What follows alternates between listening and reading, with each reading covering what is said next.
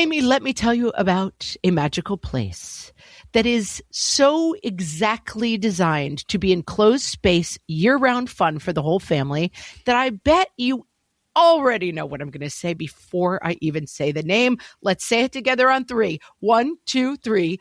Great Wolf Lodge. You got it, Amy. My kids loved Great Wolf Lodge when we went. You probably already know that it has a huge indoor water park with a wave pool, lazy river, a bunch of massive water slides. But then your pack can hit the other attractions because wait, there's more. Great Wolf Lodge has adventure-packed attractions like Magi Quest, a live-action game kids can play throughout the lodge, plus the Northern Lights Arcade. Spent some quality time there, so your kid who loves the lazy river and your kid who loves fantasy games will both have a great time. Great Wolf Lodge also offers great dining options and complimentary daily events like nightly dance parties, all under one roof. Unpack the car once and you're settled in to have fun. And with 22 lodges across the country, you're always a short drive away from adventure.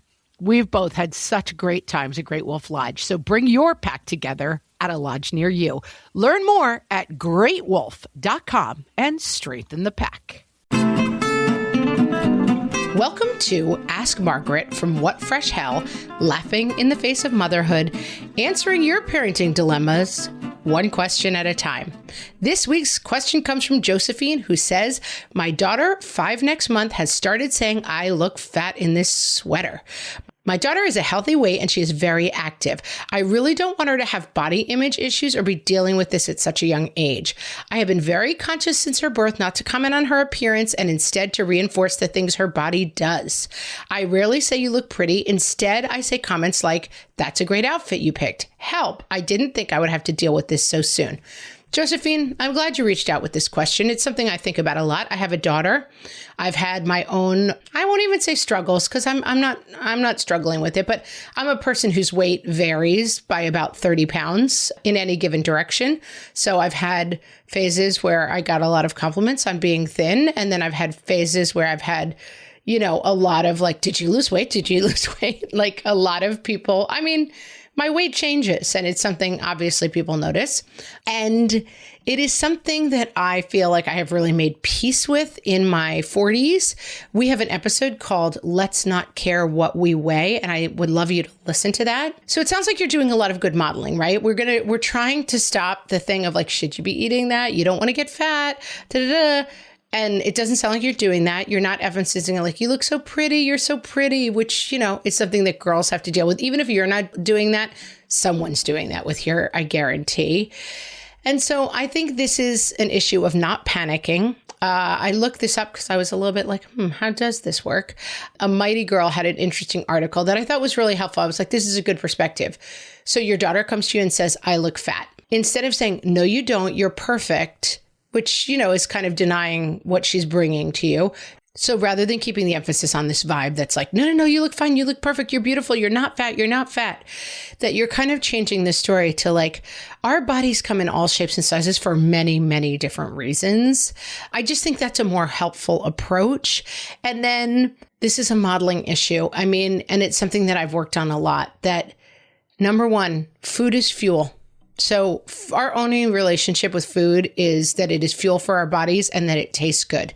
And so you should model as much as you can good eating. I sometimes eat a ton. I sometimes don't eat a lot, but we don't talk in our house about like, I should not have eaten that. Oh no, now I have to not eat for 3 days because I ate this thing. Our relationship with food is like, doesn't this food taste delicious? And I think that if you need to deal with nutrition and figuring out how to restructure your kids' actual eating because they have a health issue around it, I'm not your person for that. Go talk to your doctor or nutritionist. But as long as you're having a generally healthy relationship, and we talk a little bit about like, it's better to eat a wide range of foods. My kids kind of get like vegetables and fruits are healthier than mozzarella sticks. But that beyond that, we talk about food as fuel and energy. My kids, I serve food and my kids choose what to eat. That's another thing that we do in the house. And I have completely stopped greeting people by commenting on their appearance in any way. And it is something that I wish more people did. As women, we have a huge tendency to say things like, you look amazing. Have you lost weight? You look so thin. You look great. I think cutting out those interactions is a great idea. I think having lots of different body role models in your life is a great idea. And that I have come, I will say in my 40s, I was born in the 70s. I came up in an era where like thin was good and fat was evil. I was at different times thin and fat myself and felt, upset to be fat and longed to be thin. And now I just have come later in life again to find great beauty in like all sorts of different people.